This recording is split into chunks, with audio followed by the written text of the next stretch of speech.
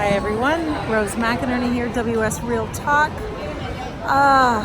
All right, today is day 22 of 30 days, 30 movies in 30 days, and it is day 4 of TIFF actually for me. So I'm coming to you during the day. I've just stepped off the set or off the movie screening at the Princess of Wales Theatre here in Toronto and watched. It's a beautiful day in the neighborhood.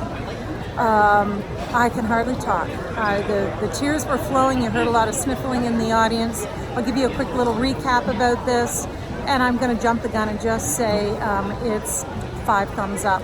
God, the Academy Awards are going to have a hard time this year. A lot of the movies that I've screened that are big names here at the Toronto International Festival are worthy film. They're amazing films. So here's the recap on Beautiful Day in the Neighborhood. For some of you that are older like I am, you'll remember Mr. Rogers, a favorite television host for children. He used puppets and he did a day in the neighborhood and taught all the ethics and all the ideals of living and being happy and healthy and dealing with sometimes difficult subjects for children, if they were angry, when they are sad.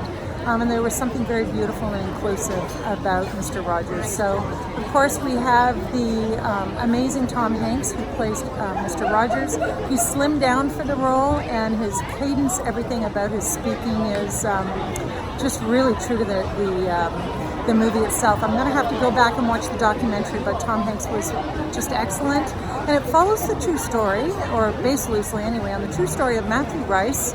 Is the actor, and he plays a journalist, a jaded journalist who works for Esquire magazine in New York City.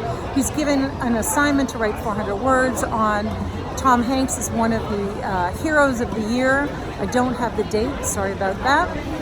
But he goes to do this interview, and the interview turns into a real friendship. And at the time, the journalist is dealing with anger issues, his father leaving when he was young, the passage of his mother's death when he was young as well. He's married and just starting out in fatherhood. So there's something really perfect about setting Mr. Rogers and his neighborhood off with this jaded New Yorker. So the formula definitely works. Like I said, I've already told you 2 thumbs up on this one, and here's why.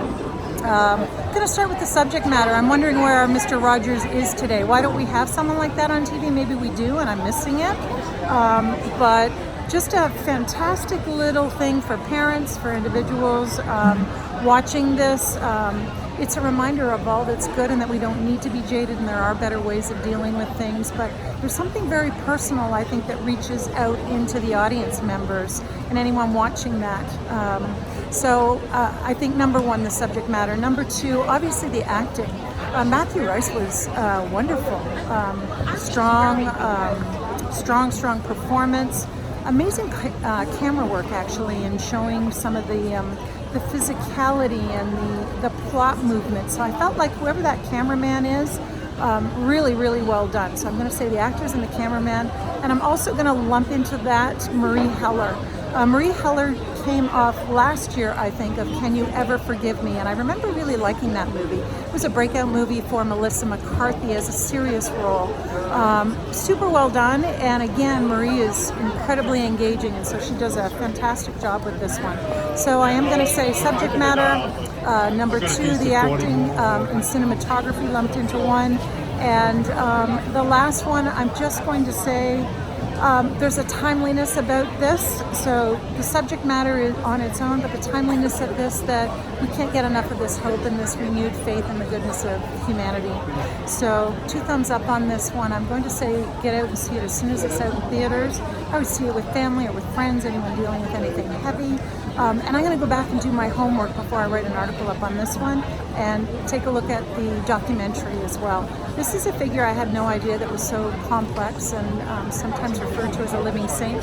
What you see is what you get on this. So anyway, 5 thumbs up.